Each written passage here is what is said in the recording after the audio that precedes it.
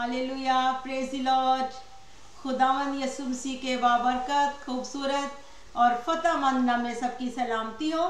मेरा ईमान है कि सब भाई और बहनें खैरियत से होंगे। तो भाइयों और बहनों, हम खुदावंद का शुक्र अदा करते हैं कि खुदावंद ने हम सबको अपनी हिफाजत में रखा, ज़िंदगी दी, तंदुरुस्ती दी और आज हम एक दफ़ा फिर खुदावंद की हजूरी में आए हैं। तो आए सब मिलके खुदावंद के पाक कलाम को पढ़ते हैं। ज़बूर की किताब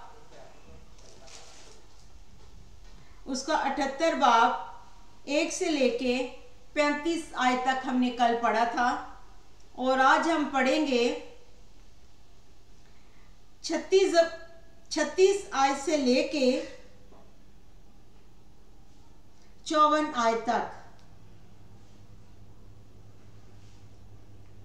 लेकिन उन्होंने अपने मुंह से उसकी खुशामद की और अपनी ज़बान से उससे झूठ बोला, क्योंकि उनका दिल उसके हजूर दुरुस्त ना था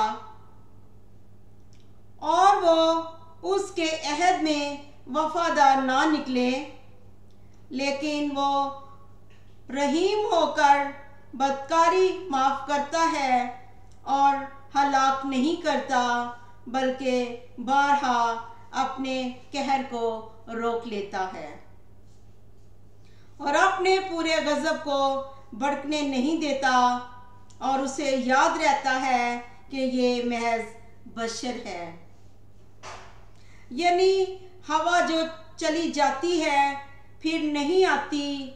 कितनी बार उन्होंने बियाबान में उससे सरकशी की और सहरा में उसे आर्जिदा किया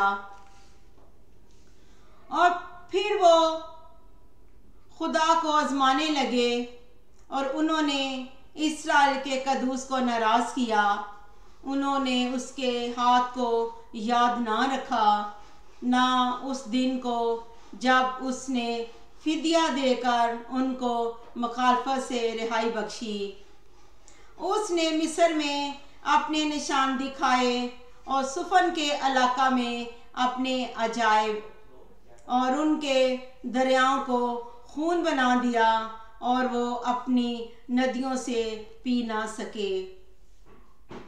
उसने उन पर मच्छरों के गौल भेजे जो उनको खा गए और मेंढक जिन्होंने उनको तबाह कर दिया।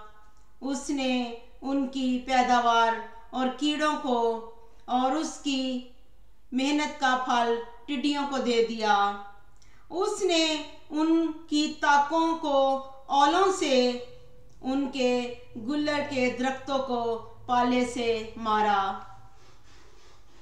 उसने उनके चपाओं को औलों के हवाले किया और उनकी भेड़ बकरियों को बिजली के।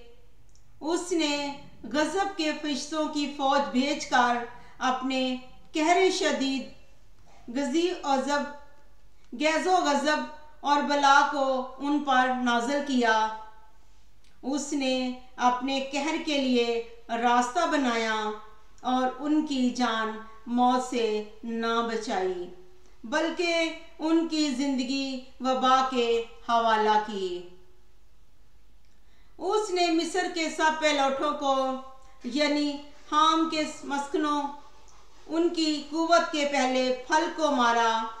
लेकिन वो अपने लोगों को भेड़ों की मानंद ले चला और बियाबान में गल्ला की मानंद उनकी रहनुमाई की और वो उनको सलामत ले गया और वो ना डरे। लेकिन उनके दुश्मनों को समंदर ने छिपा लिया और वो उनको अपने कोई मुकद्दस की सरहद तक लाया, यानी उस पहाड़ तक जिसे उसके दाहिने हाथ ने हासिल किया था।